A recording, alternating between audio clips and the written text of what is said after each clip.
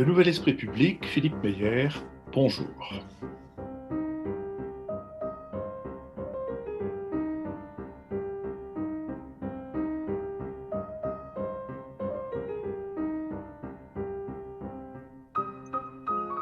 Bonjour, nous poursuivons à travers nos badas notre exploration du monde de la culture. Nous le faisons dans des entretiens avec ses acteurs et ses artisans et nous nous intéressons à la diffusion de la musique classique en dehors des concerts. L'enregistrement sur cylindre de la voix ou de la musique débuta à la fin du XIXe siècle et fut supplanté quelques années plus tard par le disque plat en gomme de laque noire tournant à 78 tours qui permettait d'enregistrer 3 minutes de chansons ou 5 minutes de musique classique. Au milieu des années 50, le premier enregistrement sur 33 tours micro-sillon, le concerto pour violon de Mendelssohn, interprété par Nathan Milstein sous la direction de Bruno Walter, avec l'Orchestre Philharmonique de New York, ce premier enregistrement micro-sillon porte le coup de grâce aux 78 tours. Il avait diffusé plus d'1 million de titres, il n'en resta qu'une production marginale grâce à laquelle on a pu trouver en Inde un enregistrement sur 78 tours des Beatles. En 1958, la stéréophonie apporte une incontestable plus-value sonore. En 1983, les 12 cm du disque compact permettent l'enregistrement de 72 minutes de musique. Le succès est plutôt lent jusqu'à celui en 1985 de 2 albums, la Symphonie alpestre de Richard Strauss par Herbert von Karajan et le Philharmonique de Berlin et 52nd Street de Billy Joel. Nous sommes aujourd'hui à l'heure du numérique et nous allons revenir sur ces différents âges, ou plus précisément sur la période du compact et celle dans laquelle nous sommes, celle du numérique, pour comprendre leur fonctionnement et leurs ambitions. Et nous le ferons avec Ivry Ezel, créateur ou producteur de plusieurs labels de CD et d'une plateforme de diffusion numérique, Qobuz. Ivry Ezel, bonjour. Bonjour Philippe. Avant de nous intéresser à la manière dont est diffusée la musique classique, quelques mots de votre biographie, parce que dans le monde de la musique classique, à part interpréter, en tout cas en public, vous avez fait presque tout. Oui, j'ai rapidement renoncé à jouer de l'instrument, quoique j'en ai fait longtemps, pour devenir à 16 ou 17 ans une sorte de mélomane professionnel, une vive passion qui m'a saisi en fait même plus tôt. En vérité, on fête cette année le 50e anniversaire de la mort de Samson François et cela est un énorme choc pour moi. Le lendemain, j'ai cessé de lire Pif Gadget et j'ai commencé à lire Diapason. Et je pense que j'arrêterai de lire Diapason peut-être le jour où je passerai à Notre Temps, le journal de la retraite heureuse. Ça, c'est la première étape. Mais la deuxième? La suite, j'ai travaillé dans un journal pour jeunes qui s'appelait Anti-Rouille, où je me suis occupé de distribution. Où je venais même apporter des articles de musique classique alors que la tonalité musicale était davantage à Genesis ou à Ange. Et puis, j'ai travaillé également à faire des concerts dans les années 80, une série de concerts qui s'appelait Les musiciens amoureux, que j'avais fait d'abord au Théâtre du Musée Grévin, que nous avions rouvert, puis à la Comédie Les Champs-Élysées. Voilà, c'était des concerts qui étaient originaux parce que il n'y a que ça qui m'intéresse à faire, c'est des choses un peu originales et aussi qui m'ont laissé en tout cas et ont laissé je crois quelques personnes des très bons souvenirs parce que on a fait revenir pour la première fois après des années d'absence Xifra, on a fait rejouer à Paris Mieczyslaw Orchowski, une merveilleuse artiste, on a fait voilà un certain nombre de choses et aussi dans le domaine du répertoire jouer beaucoup de musique française qu'on ne jouait plus et qui d'ailleurs a fait revenir au concert à cette époque-là, je me suis en aperçu, plein de gens qui n'y allaient plus. Voilà, donc cette période-là, puis à la fin des années 80, au début de 90, j'ai commencé à travailler dans le disque.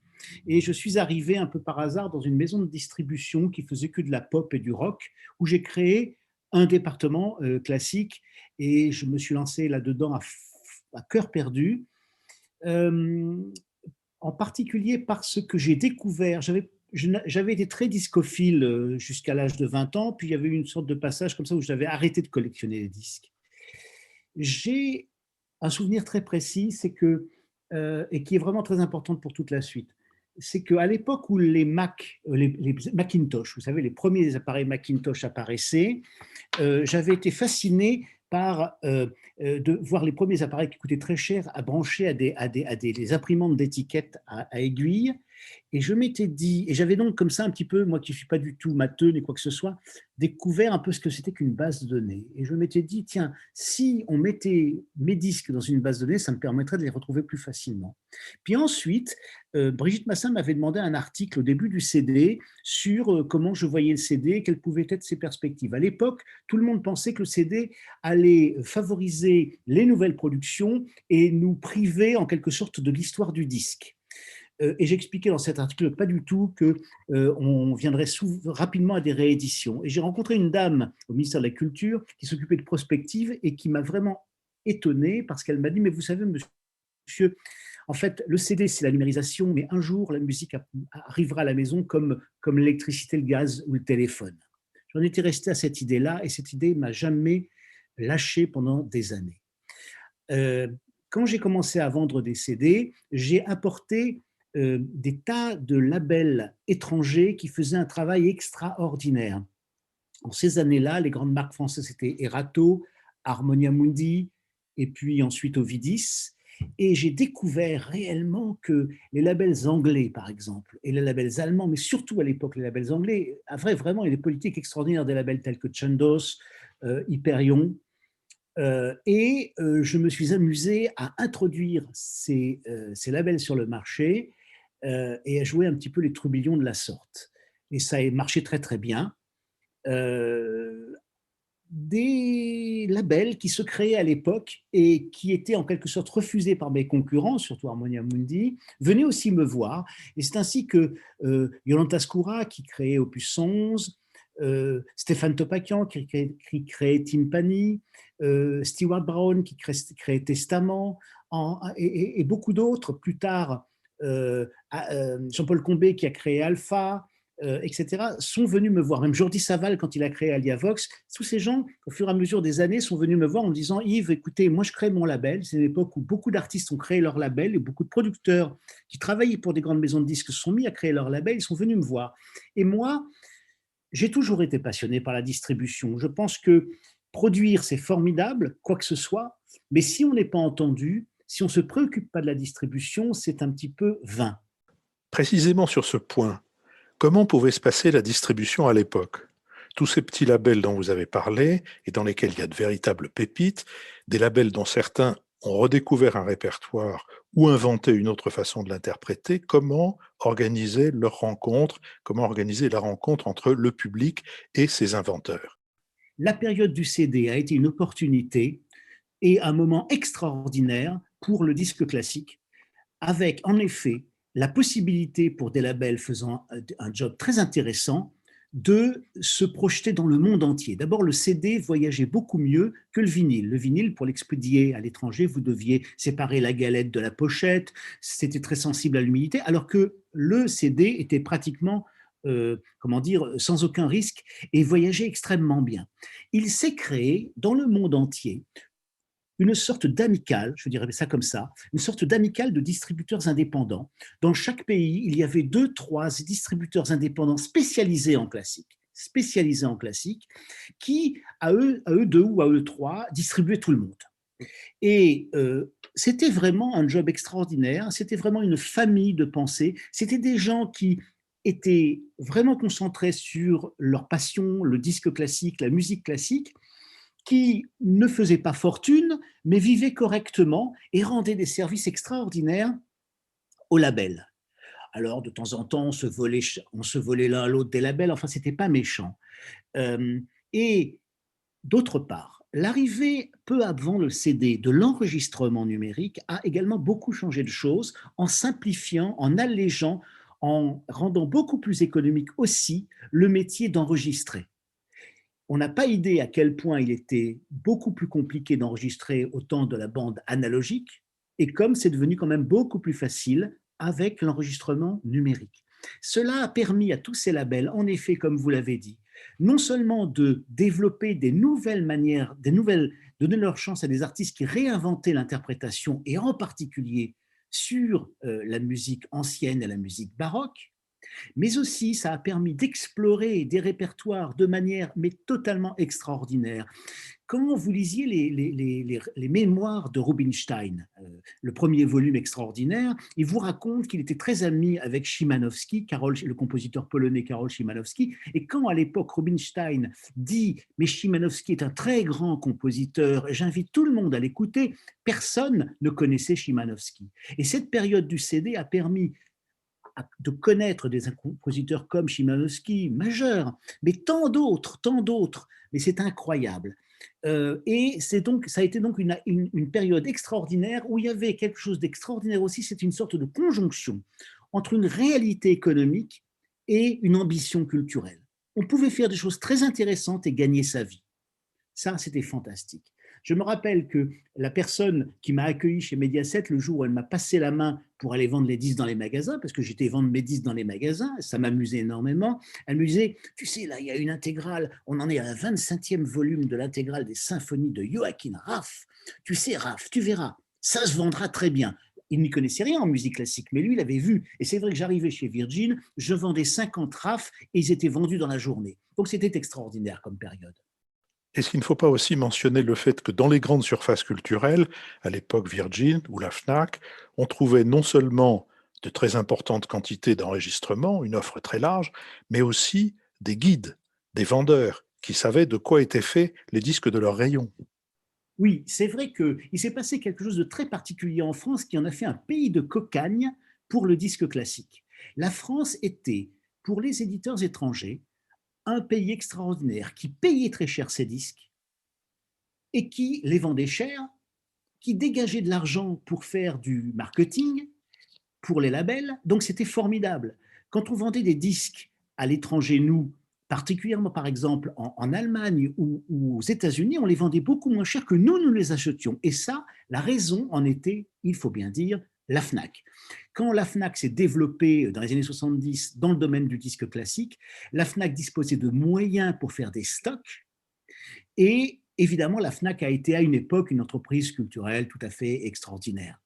Je me rappelle, pour vous donner une anecdote, d'un disquaire qui officiait à la Fnac Montparnasse, qui était anglais, qui s'appelait Royston, et qui était d'ailleurs un peintre formidable, et qui avait une passion pour la musique anglaise, qui connaissait sur le bout des ongles. Et moi, j'étais en France le grand spécialiste de la musique anglaise. Il faut dire que les Anglais ont fait discographiquement un travail fabuleux en faveur de leur musique que les éditeurs français ont à eux n'ont jamais fait et toujours pas fait pour la musique française.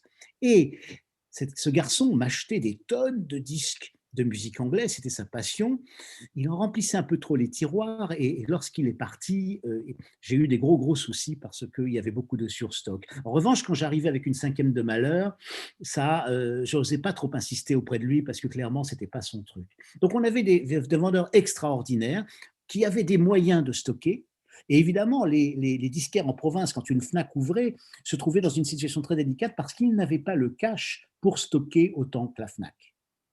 C'est-à-dire que la Fnac, après avoir, par sa seule existence, poussé à la diminution du nombre des disquaires, a fini par diminuer aussi la place de la musique classique dans ses rayonnages et par négliger la formation de ses vendeurs. Oui, parce qu'un jour, la Fnac s'est informatisée, parce que ce qui est extraordinaire aussi, c'est que la Fnac a toujours été assez retardataire et elle s'est informatisée très lentement et très tardivement.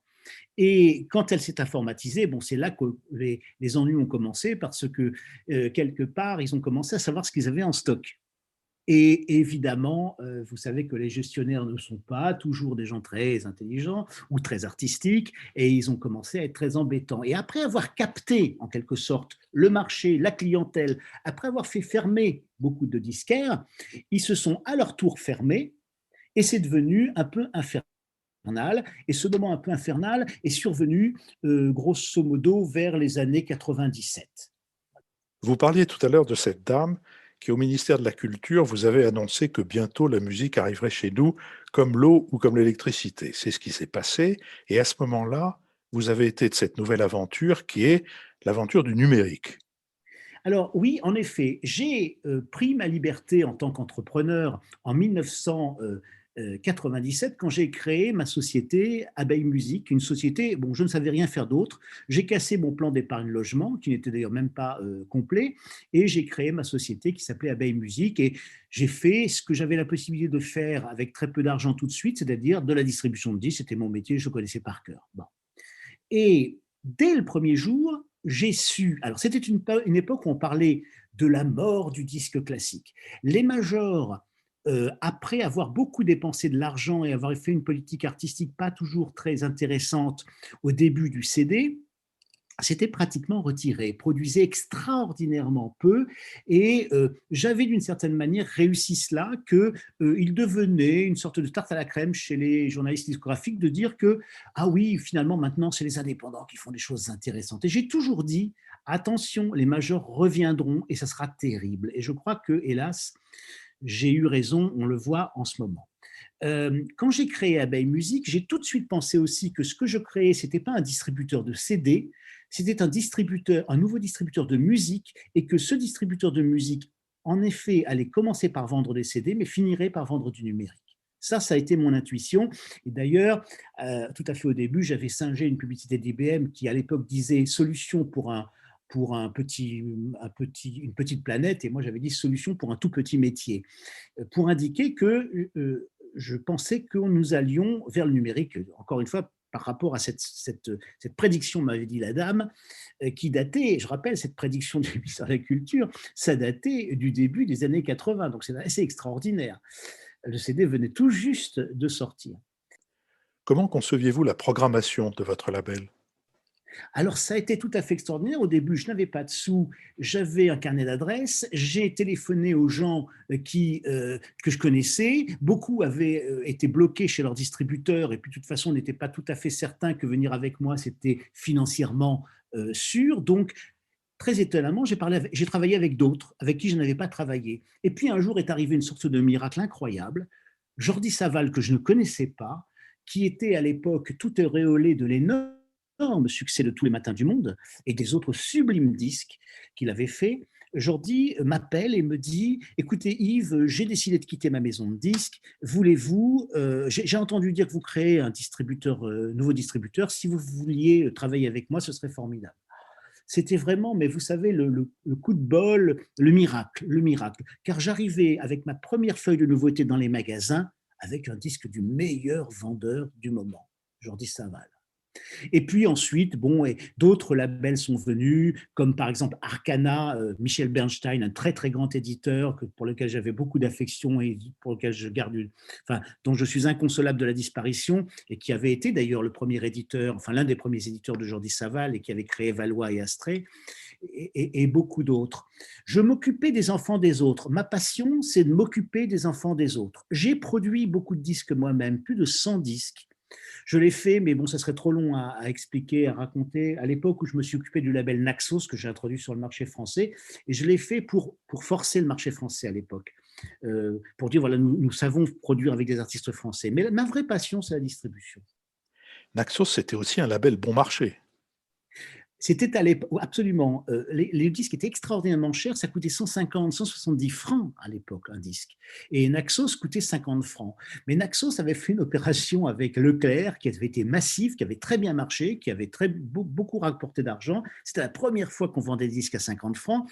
Et le créateur de Naxos avait un autre label qui s'appelait Marco Polo, que j'avais trouvé quand j'étais arrivé tout à fait au début chez Mediaset, qui était un label de rareté totale. C'était vraiment des housses de cathédrale, si vous voulez, ou des cercueils à 3 places. Et le gars, Klaus Heymann, le patron de Marco Polo et de Naxos, avait été tellement stupéfait par le fait que j'en vendais tant, Léa Tchotchimsky, Joachim Raff, j'en ai parlé, etc., qui m'avait dit, mais enfin, pourquoi vous ne vous occupez pas de Naxos? Je lui ai dit, écoutez, laissez-moi me faire une réputation et puis j'y viendrai un jour. Je suis un peu coquin et un peu taquin et j'adore un petit peu remuer le métier. Et quand j'ai décidé d'introduire Naxos, je l'ai fait aussi parce que je trouvais les prix abusifs.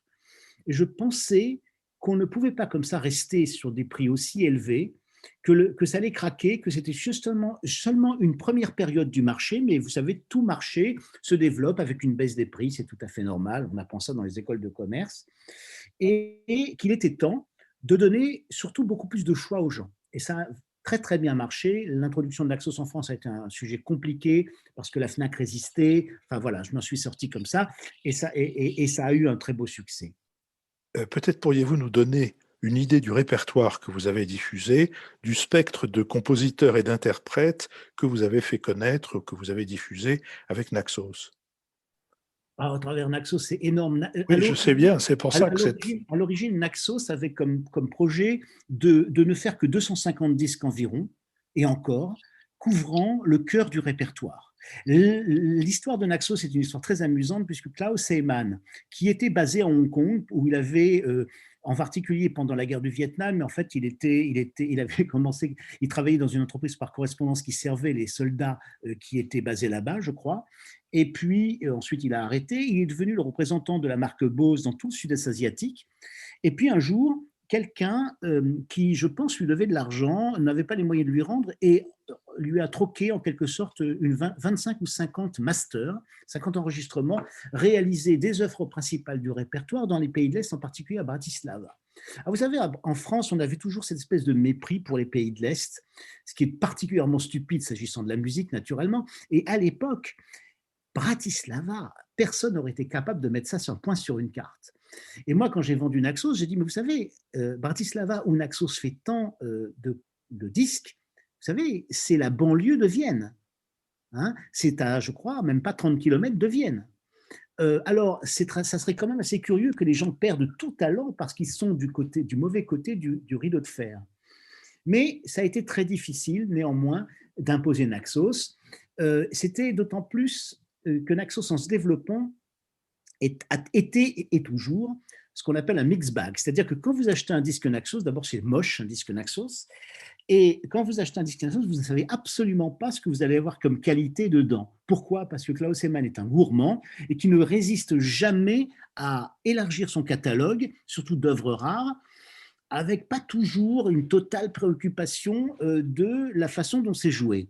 Donc, Naxos, et ça me plaisait beaucoup, parce que Naxos était un défi au goût personnel de l'acheteur, voire du journaliste. Quand vous recevez un disque Deutsche Grammophon, que vous êtes journaliste, et qu'il ne vous plaît pas, vous vous dites « Oh, je vais le réécouter parce qu'il va y avoir quelque chose qui m'échappe ». Mais quand vous recevez un disque Naxos qui ne vous plaît pas, vous dites « Oh, c'est un Naxos, ce n'est pas intéressant ». Ce petit défi-là me plaisait énormément. Et voilà. Donc, ça correspondait assez bien à ce que j'aime, c'est-à-dire à essayer de militer, batailler pour que les gens aient un goût personnel et ne soient pas suivistes. Je vous ai entraîné vers Naxos et Bratislava, mais revenons au moment où cette musique arrive comme l'eau au robinet et où vous vous lancez dans le numérique. Alors, j'ai créé Abeille Musique en 97. Les 3 premières années ont été formidables. La 3e année, la Fnac a décidé, le déstockage et la baisse de qualité à la Fnac, ça a fonctionné par vagues. Et 97 et l'an 2001 a été une année terrible. Et je me suis trouvé face à des vagues entières de retours. Quand j'avais créé Abeille Musique, j'avais aussi remarqué dans mes précédents emplois chez Mediaset que les gens nous appelaient en nous disant « J'ai vu une belle critique dans Diapason pour votre disque, comment ça se fait que la Fnac ne veut pas me le commander ?» Je dis « Écoutez, monsieur, insistez, parce que j'en ai plein sur les étagères qui prennent la poussière, il n'y a aucune raison que votre magasin Fnac ne vous le fournisse pas. » Et je m'étais bien promis, quand j'ai créé ma propre société, que du jour 1, je ferais de la vente par correspondance en direct. Rappelez-vous que la vente par correspondance de disques et de livres, qui était très développée en Angleterre, ne l'était absolument pas en France. Il n'y avait qu'une seule, grosso modo, qu'une seule entreprise qui s'appelait CD Mail, c'est tout. Et beaucoup de collègues, de confrères m'ont regardé avec des yeux en me disant « Mais enfin, tu vas vendre en direct, mais tu vas te fâcher avec la Fnac. » En fait, la Fnac ne m'a jamais même fait remarquer que je la concurrençais. J'ai commencé à vendre en direct du premier jour, et puis au bout d'un an, j'ai construit un site internet. Donc là, on est en 2000, on est enfin au bout d'un an. Après, on est en 2000, je crois, 99. Je construis un site internet, ce qui était à l'époque pas courant. Amazon venait juste d'arriver. Quand Amazon est arrivé, j'ose le dire, moi, j'en avais tellement marre de la Fnac, tellement marre de me faire embêter, que j'ai accueilli Amazon les bras ouverts. Et j'ai adoré Amazon parce que j'avais des gens qui ne posaient pas un regard, euh, un regard de, comment dire, de jugement sur ce que je vendais. Ce qui était insupportable quand même à la Fnac, il faut bien le dire, c'était cette façon de vouloir comment dire, jouer au juge de paix. Je me rappelle qu'à l'époque où le CD-ROM est sorti, tout le monde a pensé que le CD-ROM aurait de l'avenir et qu'en plus ça rétablirait les marges parce que le CD-ROM était vendu à des prix extravagants. Et une publicité au cinéma a montré quelqu'un qui avait beaucoup de CD-ROM dans un sac poubelle, ouvrait le sac poubelle et faisait dévaler les CD-ROM l'escalier. Et c'était une pub pour la Fnac, disait, nous à la Fnac, on ne vous vendra jamais n'importe quoi, nous allons sélectionner ce qui est bon pour vous. Eh bien, nous allons sélectionner ce qui est bon pour vous m'a toujours un peu énervé à la Fnac. Cette téléramification comment dire, de la vente m'ennuyait, d'autant plus qu'elle fonctionnait sur beaucoup, je dirais, de clichés. Pendant des années, quand vous vouliez un requiem de Mozart à la Fnac, on vous flanquait à 30 les mains le requiem de Berlioz, ça a duré, le requiem par Karl Böhm, de Mozart par Karl Böhm, ça a duré pendant 30 ans, mais pendant 30 ans, il y a eu des requiems de Mozart merveilleux qui valaient le coup d'être écoutés. Donc, la Fnac me cassait les pieds de plus en plus, et d'ailleurs j'avais des rapports qui étaient assez musclés avec eux, et quand j'ai vu arriver Amazon, j'ai vu quelqu'un qui voulait simplement vendre, sans porter de jugement. Et je dois dire que j'ai, en parallèle, encore une fois, fait ma propre vente par correspondance. Et au bout d'un moment, mais ça a marché du tonnerre. Et accessoirement, c'était très agréable parce que pour ne pas faire de concurrence à la Fnac, je vendais le même prix que la Fnac, mais j'avais une triple marge. Sur votre site internet, qu'est-ce qu'on trouvait? Ben, on trouvait tous mes labels, absolument tous mes labels, extrêmement bien détaillés et renseignés. Ça, c'était un point très important. Nous avions fait un travail de documentation sur chaque disque pour essayer d'expliquer aux gens ce que c'était. Et ce travail a été poursuivi par la suite quand j'ai créé Cobuzz. Et c'était un petit peu la marque de fabrique de Abeille Musique. Et puis d'autre part, sur le site Abeille Musique, à l'époque, on parlait beaucoup, vous savez, l'an 2000 a été une année extraordinaire. Moi, personnellement, l'an 2000, la fameuse année où Internet a explosé, etc., j'ai passé la saison accroché à mon iMac. À l'époque, c'était, vous savez, je crois que ça s'appelait des iMac, c'est-à-dire ils avaient des couleurs bonbons, ces ordinateurs, à regarder ce qui se passait. J'étais fasciné. En 1999-2000, je ne me souviens pas, pour la première fois, j'ai entendu de la musique sortir de l'ordinateur. Et d'abord, ça m'a fait penser que effectivement, ce que la dame m'avait dit, bah, ça arrivait. Et puis, je me disais, j'ai 40 ans, si je ne m'accroche pas maintenant, si je ne comprends pas la grammaire Internet, bon, je suis foutu, quoi. Ça sera la pré-retraite, quoi. Donc, je me suis accroché là-dessus, alors que je n'avais aucune formation, encore une fois, scientifique, mathématique, informaticienne, ce n'était pas du tout mon truc.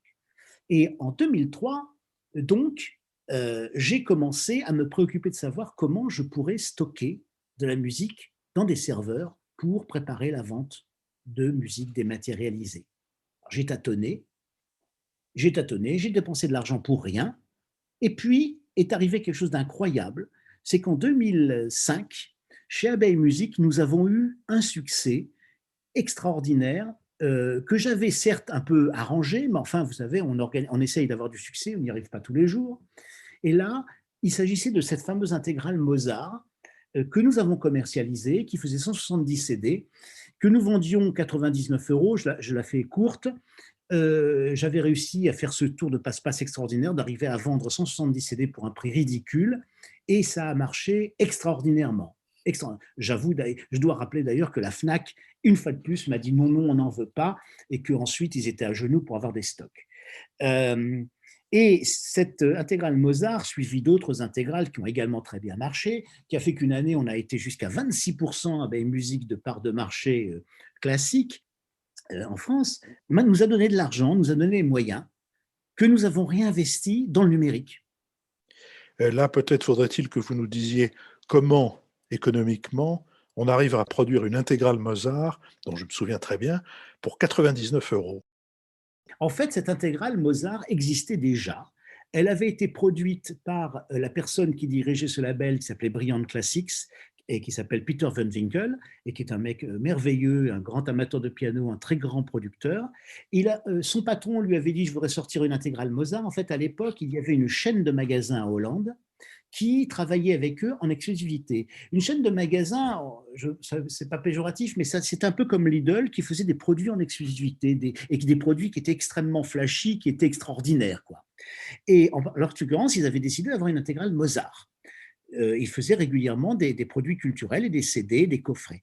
Et donc, ils avaient construit une intégrale Mozart. Pour construire cette intégrale Mozart, ce qui est évidemment une entreprise considérable, ils avaient d'une part fait ce qu'on appelle des licences, c'est-à-dire qu'ils avaient pris en location des enregistrements qui appartenaient à d'autres maisons de disques, et ils avaient versé des sommes, ce qu'on appelle un flat fee, c'est-à-dire une somme fixe, en disant, voilà, tu as un requiem de Mozart, il m'intéresse, je te donne tant de milliers d'euros et j'ai le droit de l'exploiter pendant 5 ans.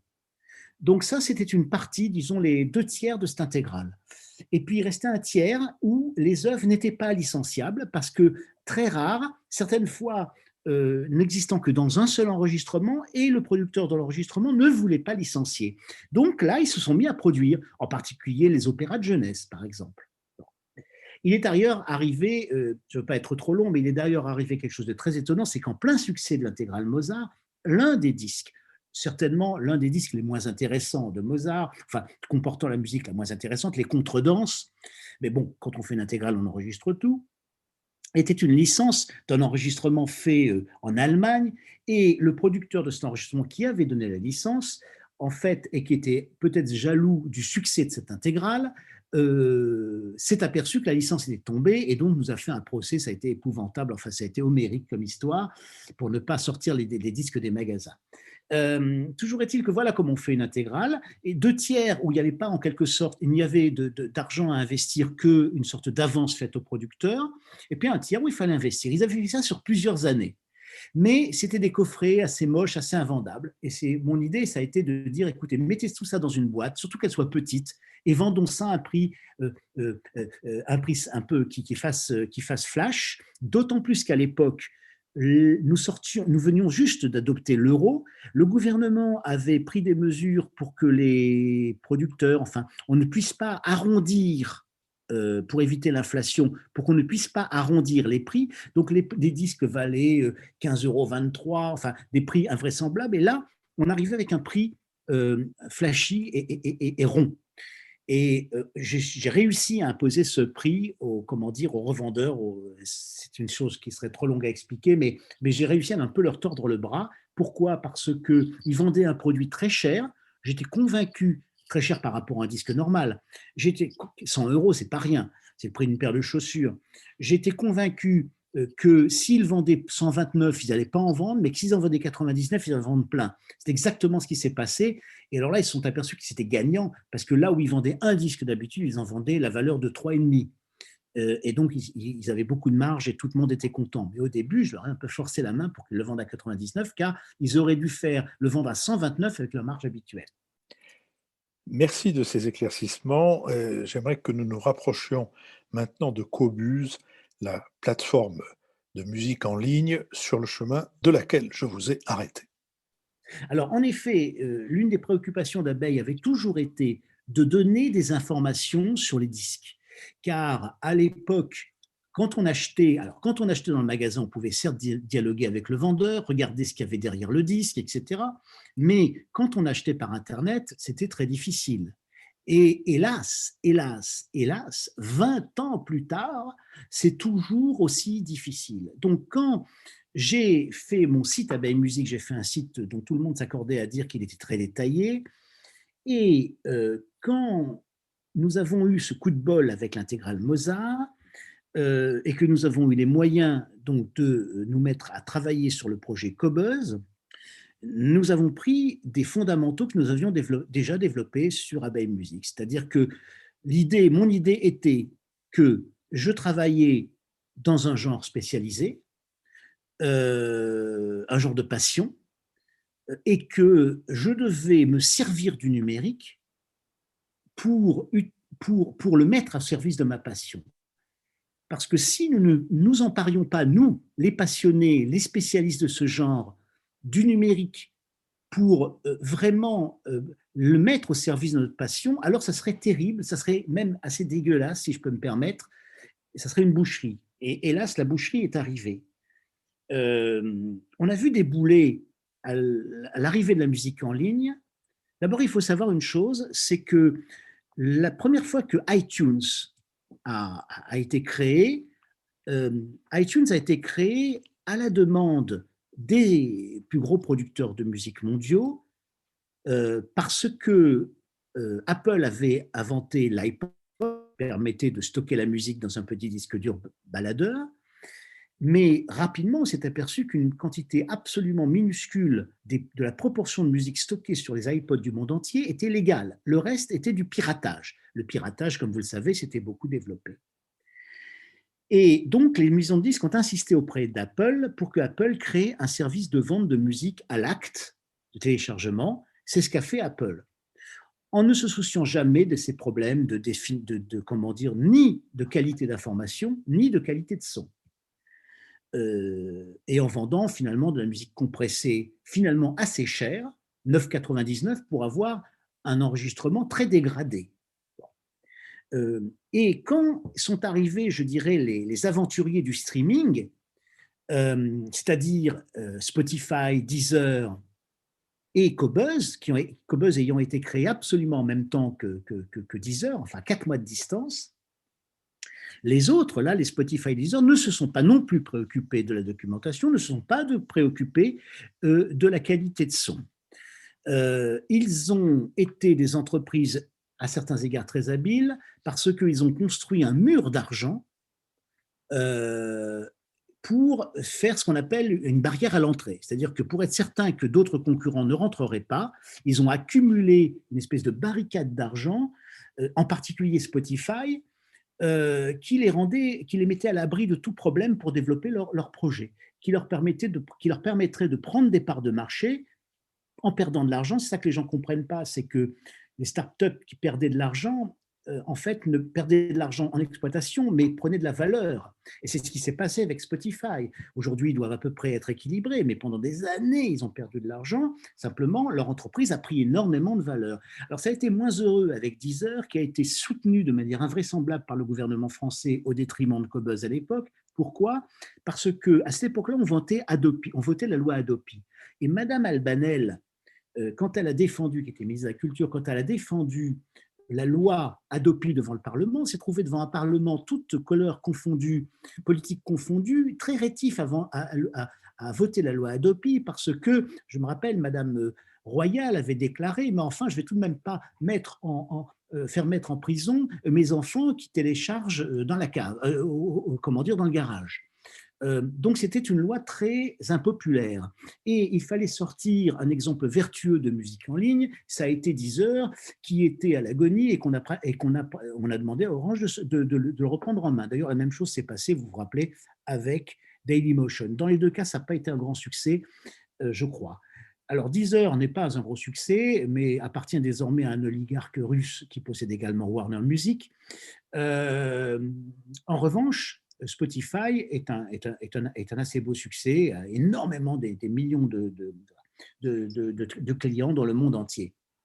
Toujours est-il que tout cela s'est fait aux dépens des droits des producteurs, du moins des producteurs indépendants. Les majors, quand elles ont vu arriver ces gens qui inventaient le streaming, n'ont pas été très regardantes. À l'époque, elles étaient en très mauvaise situation financière parce que les ventes de CD s'effondraient. Et elles étaient, je crois pouvoir dire, assez intéressées par recevoir des avances. Il y avait des cas, je pense chez Deezer en particulier, où quand le gars qui dirigeait Deezer allait faire une levée de fonds, pratiquement il sortait de chez son capital risqueur pour apporter le pognon chez tel ou tel major. Donc ça, c'était un petit peu l'économie de survie des majors qui consistait à palper le fric le plus possible. Ils ne se sont pas préoccupés de l'avenir du système et du modèle économique un peu, comment dire, un peu pervers que créent les services de streaming. Le streaming en tant que système d'écoute de la musique est une pure merveille. C'est extraordinaire car pour moi, c'est un outil de culture fabuleux. En revanche, ce n'est pas parce que c'est un outil de culture fabuleux dans son principe qu'il il doit être dévastateur dans son économie. Et ce qui se passe, c'est qu'il est dévastateur parce que le partage de la valeur est très mauvais et qu'on n'a pas du tout considéré que dans le monde numérique, il fallait aussi faire une différenciation entre les répertoires qui n'avaient pas le même modèle économique. Je ne veux pas être trop long, mais lorsque vous achetiez un disque 23 euros, la personne qui avait produit ce disque savait par exemple, un disque classique 23 euros, savait par exemple qu'elle risquait d'en vendre dans le monde, si ça ne marchait pas 3500 en l'espace de 2 ans, mais si ça marchait bien, peut-être 50, 75 000 en l'espace de 2 ans. Donc elle calibrait sa dépense de production par rapport à ses chances de succès. Et la personne qui achetait son disque 23 euros jouait le jeu et il y avait une sorte de contrat en quelque sorte entre l'acheteur et le producteur. Ce contrat n'existe plus au moment du numérique. Il existe encore pour le téléchargement à l'acte, qui en fait est un acte de vente très similaire à celui de vente d'un CD. Et je dois dire même que le téléchargement à l'acte était un très bon modèle économique, peut-être plus intéressant en termes de marge que le CD. En revanche, en streaming, c'est un métier de fou où, lorsque vous déposez votre production sur une plateforme de streaming, vous ne savez absolument pas ce qui va vous être payé. Car ce qui va vous être payé ne va pas dépendre de la performance de succès de votre disque, mais de la performance de succès de Madonna ou de Rihanna qui, le même mois, vont faire un tube qui, en part de marché des clients écouteurs de la plateforme, va tout écraser. C'est une chose invraisemblable. Je ne sais pas si je suis clair. Vous avez peut-être sauté une étape. Quand on cède sa production à une plateforme, j'imagine que l'on signe un contrat qui prévoit une rémunération pour cette production. Si c'est bien le cas, comment est calculée cette rémunération et pourquoi faut-il attendre que Madonna fasse sauter la banque pour qu'on puisse la percevoir, cette rémunération? Non, surtout pas. Vous n'allez pas l'apercevoir si Madonna se fait sauter la banque. Alors voilà comment ça se passe.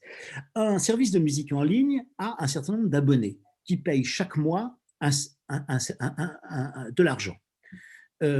Donc, prenons une base 1 million. Donc, supposons que le service de musique en ligne ou 100 millions et 100 millions de recettes chaque mois. Le service de musique en ligne paye la TVA. Le service de musique en ligne paye les droits d'auteur. Dans le cas du CD, c'était l'éditeur qui paye les droits d'auteur. Dans le cas de la musique en ligne, c'est le service de musique en ligne qui paye les droits d'auteur. Et le service de musique en ligne, bien entendu, garde sa marge, environ 20%. Reste une somme, supposons grosso modo 600 000 euros sur 600 millions, si vous voulez, sur les 100 millions, 60% environ, qui va aller rémunérer les producteurs et les artistes qui ont contracté avec les producteurs. J'espère que je suis clair jusque-là. Oui. Les services de streaming, d'une certaine manière, si vous voulez, voilà ce que disent les contrats. Voilà ce que disent les contrats. Tu me donneras 60%, j'arrondis, ce n'est pas les chiffres exacts, tu me donneras 60% de ce que tu touches.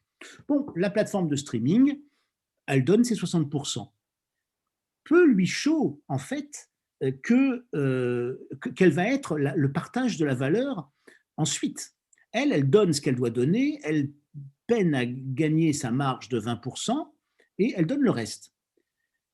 Mais il y a un biais dans cette affaire. C'est que si vous avez un abonnement streaming et que vous écoutez toute la journée Annie Cordy, parce que vous êtes passionné par Annie Cordy, en particulier vous êtes passionné par une chanson en particulier. Je ne sais pas quelle est votre chanson préférée, Philippe, d'Annie Cordy, mais... moi, c'est quand elle chante Ces gens-là de Brel.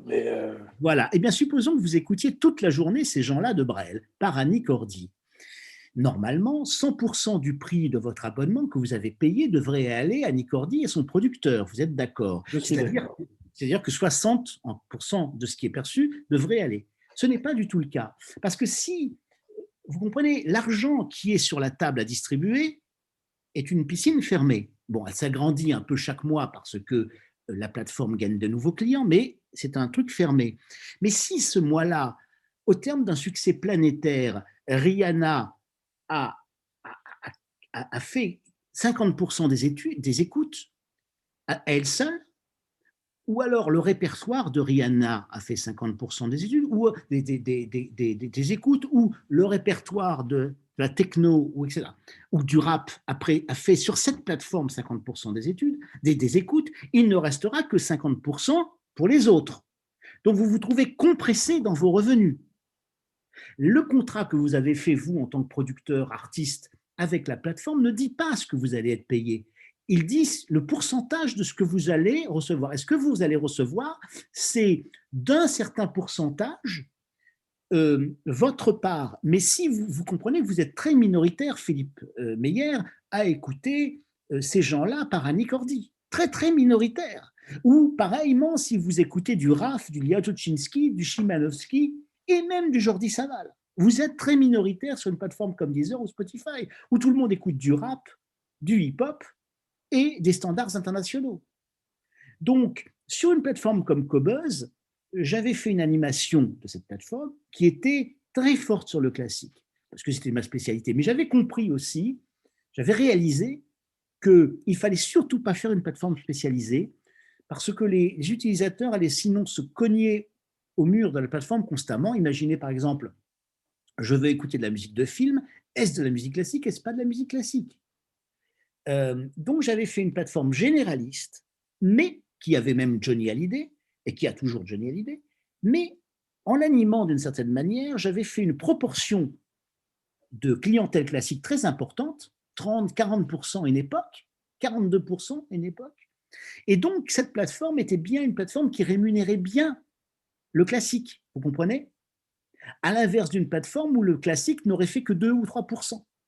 Vous assuriez avec Qobuz une meilleure rémunération des artistes, vous assuriez une meilleure qualité de son et vous assuriez une meilleure documentation sur les œuvres et sur les interprètes. Quel a été l'accueil du public et qu'est-ce qui a fait qu'à un moment donné, Qobuz n'a pas pu rester indépendant et a dû être racheté? Bon, alors je ne vais pas, comment dire, chialer ici, mais l'affaire a été un peu malheureuse parce que lorsque nous avons créé Qobuz, nous avons été confrontés à Deezer, largement soutenu par le gouvernement pour les raisons que j'ai expliquées, et aussi que lorsque nous avions eu la chance de faire une levée de fonds, vraiment une chance de faire une levée de fonds assez importante en plus pour l'époque, mais rapidement on s'est trouvé confronté à ce concurrent qui racontait partout que la musique serait gratuite. Moi personnellement, je ne comprenais pas comment la musique pourrait être gratuite. Eux, ça ne les dérangeait pas de raconter des sottises, mais moi, je ne comprenais pas parce que j'avais produit de la musique, j'avais fréquenté des producteurs de musique de toute ma vie, et donc je ne comprenais pas. J'avoue que même à un certain moment, j'étais troublé, mais vraiment troublé. Je me dis, bah, attends, bon, si la musique doit être gratuite pour une raison que je ne comprends pas aujourd'hui, bah, de toute façon, j'aurais construit un service de musique en ligne qui aura quand même sa différence. Voilà, ça sera utile. Mais je voyais aussi que nous perdions notre temps. Parce que quand vous avez des concurrents qui donnent avec la puissance d'Orange ce que vous essayez de vendre, parce que Orange avait acheté chaque mois 2,5 millions d'abonnements à Deezer sur injonction du gouvernement, quand même, c'est extraordinaire cette affaire, et donc soutenait de manière abusive, selon moi, Deezer. Et moi, j'étais en face, petite start-up, avec certes de l'argent à la banque parce que nous avions fait une belle levée de fonds, mais l'argent allait filer, s'épuiser chaque mois, et nous allions bientôt nous retrouver dans une situation où nous n'aurions plus d'argent et nous n'aurions pas fait notre projet. Alors à cette époque-là, je me suis, comment dire, d'abord j'ai crié, pleuré dans tous les sens, mais sans grand succès. J'ai fait un mouvement vers la musique en ligne de très haute définition, parce que j'ai pensé qu'au moins il y avait un endroit où Qobuz pourrait se mettre à l'abri. Et d'ailleurs, c'est resté, et encore aujourd'hui, ça reste l'un des points forts de Qobuz, c'est-à-dire de vendre des fichiers qui sont de très très haute qualité, etc. Mais en vérité, moi, je pensais et je pense toujours que la clientèle de Qobuz, pour se développer bien, doit s'intéresser au cœur de l'offre, en particulier aux mélomanes, quoi. C'est-à-dire que je dirais que le pitch, c'est plutôt la musique que la qualité de son. Aujourd'hui, finalement, la qualité de son finit 10-15 ans après par s'améliorer sur toutes les plateformes. Vous savez, hélas, ce n'est pas un avantage que d'avoir raison trop tôt, mais c'est un peu ce qui nous est arrivé. Et à l'époque où nous avons voulu faire une troisième levée de fonds, nous avions trouvé des investisseurs, mais la Caisse des dépôts, qui avait un fonds qui était destiné à cela, a préféré que voulez-vous investir chez le producteur de Mylène Farmer que chez nous, et donc a fait foirer notre troisième levée de fonds. À partir de là, nous avons un peu traîné notre peau. On avait des investisseurs qui n'étaient pas comment dire, convaincus, parce qu'ils disaient, regardez, Deezer ont des tas de difficultés avec tout le pognon qu'ils ont, ils n'arrivent pas, alors comment vous allez-vous y arriver? C'est ainsi qu'on s'est retrouvé au tribunal de commerce et devoir lâcher l'affaire. Et heureusement, d'ailleurs, Cobuzz a été repris par quelqu'un qui depuis s'en occupe fort bien, qui a dépensé beaucoup d'argent. Je crois que ça commence à marcher. Je crois que ça commence à marcher. Mais c'est un cas, je dirais, où vous avez un environnement concurrentiel qui agit un petit peu par la, c'est connu, hein, vous pouvez vous trouver en face de concurrents qui vous créent des problèmes rien que pour vous empêcher de vous développer. Et ce n'est pas seulement Deezer d'ailleurs, hein, c'est que vraiment la musique en ligne a été un enjeu financier considérable, et que des gens comme Spotify, très habiles, banquiers, ont compris qu'il fallait que pour qu'ils aient tout le marché, une grosse partie du marché, eh bien, ils aient, comment dire, qu'ils créent cette barrière à l'entrée où d'autres ne pourraient pas suivre. Voilà. Yves Riesel, je vous remercie. Il y a beaucoup de sujets que j'aimerais aborder avec vous, notamment celui de la vie musicale en France et de l'offre de concerts, mais je ne voudrais pas que nous nous quittions sans que vous répondiez à cette question. Le dernier rapport du ministère de la Culture sur les pratiques culturelles des Français montre que le rétrécissement, tant du point de vue de l'âge que du point de vue des classes sociales, le rétrécissement de la clientèle de la musique classique se poursuit. Et il montre en même temps que c'est le numérique qui prend le dessus sur ce qu'il est convenu d'appeler le patrimonial. Comment imaginez-vous que le numérique puisse aller piquer la curiosité d'un public plus large que celui que cette musique a déjà? Moi, je pense, en ce qui concerne la musique classique, la fameuse démocratisation de la musique classique est une tarte à la crème dont on nous bassine depuis des années. Je pense qu'il y a une seule chose qu'on ne dit jamais par rapport à la musique classique, c'est qu'elle est d'une nature différente de la musique de variété, évidemment de la pop. Quand vous écoutez de la musique classique, que ce soit à la maison ou que ce soit dans un concert, vous avez une relation un à un avec l'artiste ou les artistes qui sont sur scène. Évidemment, quand vous écoutez de la musique classique, vous ne sautez pas sur votre chaise au concert en tapant des mains. C'est une chose, c'est un loisir, c'est une passion différente, mais qui est intime. Et vraiment, si on voulait faire comprendre aux gens ce qu'est la musique classique, il faudrait leur dire ça. C'est quelque chose qui va c'est quelque chose d'intime. Bon. Donc, ne t'étonne pas que ça ne s'écoute pas comme la pop. Bon. Euh, je pense que je ne suis pas certain, si vous voulez, je voudrais être persuadé que la musique classique, la pratique ou l'écoute de la musique classique est en régression.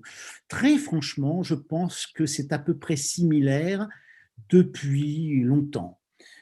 Sauf que les bourgeois, peut-être, éduquent moins bien leurs enfants de nos jours, qu'il y a 30 ans, ils les auraient emmenés au concert de Poligny, et qu'aujourd'hui, ils vont plutôt les emmener au concert de ces vieux schnocks de Rolling Stones à Bercy.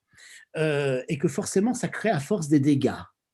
Et que la classe moyenne aujourd'hui est grosso modo, évidemment, moins cultivée, on va dire, de ce point de vue-là, et sur le point du patrimoine musical qu'elle ne l'était. Toutefois, pour trouver des signes positifs, il y a eu quand même aussi, au cours des 50-40 dernières années, des changements de répertoire qu'il faut bien prendre en compte. En musique classique, par exemple, l'avènement de la musique ancienne, de la musique baroque. Et ce public-là est plutôt jeune, vous voyez, alors que le concert symphonique, la musique de chambre a des problèmes, c'est certain. Le piano a des problèmes, c'est certain, même si voilà. Et donc, je pense que, et je le sais parce que j'ai beaucoup d'amis dans ce milieu, que par exemple dans la musique baroque, dans la musique ancienne, dans toute la jeune génération, vous avez des gens qui sont complètement sur le numérique et qui vont savoir s'en servir. Toutefois, ce qui s'est passé ces dernières années, c'est qu'il y a eu une déprofessionnalisation, je dirais, de la production de la musique classique. On a beaucoup raconté à partir de l'an 2000 que Internet allait permettre une désintermédiation et donc permettre aux musiciens de reprendre leur liberté. C'est à voir. Je pense que la paupérisation des maisons de disques, parce que la baisse des ventes les a extraordinairement appauvries, a fait qu'elles n'ont plus les moyens de dire je veux. Vous savez, un éditeur, sa plus grande force, c'est de dire non, je ne ferai pas ce disque ou je ne publierai pas ce livre. Le pouvoir de dire non. Aujourd'hui, les éditeurs de disques n'ont plus le pouvoir de dire non. Ils ont été très, très, très affaiblis au point presque de disparaître, de devenir presque des boîtes aux lettres où les projets arrivent tout financés. C'est très, très mauvais. L'argent va souvent aux artistes, aux institutions, aux groupes qui ensuite viennent l'apporter aux maisons de disques.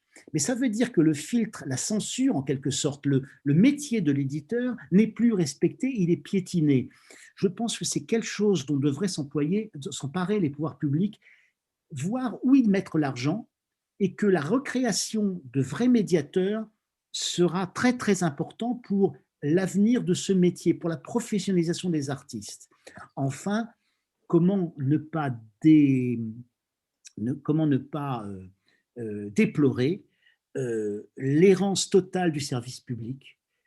Quand il y avait, dans les années 70, un concert de musique classique le dimanche à 14h sur la chaîne nationale, il s'agissait bien de faire de la place à la musique classique dans une chaîne qui avait des programmes très variés. Aujourd'hui, la musique classique est cantonnée, bon, par exemple, sur une chaîne comme Arte. France 2, c'est un pur scandale. Les émissions comme Le Grand Chéchiquier, Fauteuil d'orchestre ou l'émission, oui, Fauteuil d'orchestre, sont vraiment désastreux, courent après une audience qui ne marche pas en fait. C'est vraiment terrible. Il faudrait revenir quand même, en général, moi je pense, si je n'avais qu'une chose à dire aujourd'hui, c'est réinventons ce que doit être un service public et comment il doit soutenir les activités culturelles telles que la musique classique et d'autres. Revenons quand même à des choses fondamentales. Yves Riesel, comme vous l'imaginez, ce n'est pas moi qui vous contredirai quant à la nécessité de réinventer le service public. Merci d'avoir passé ce temps avec nous. Je recommande à nos auditeurs de consulter, voire de s'abonner à votre lettre hebdomadaire d'information, Quack au pluriel, C-O-U-A-C-C-S, Quack au pluriel, qui donne des informations hebdomadaires pertinentes et impertinentes sur la vie musicale française et qui donne une précieuse sélection des enregistrements parus et disponibles en CD ou en numérique. Yves Riesel, merci et au revoir. Merci.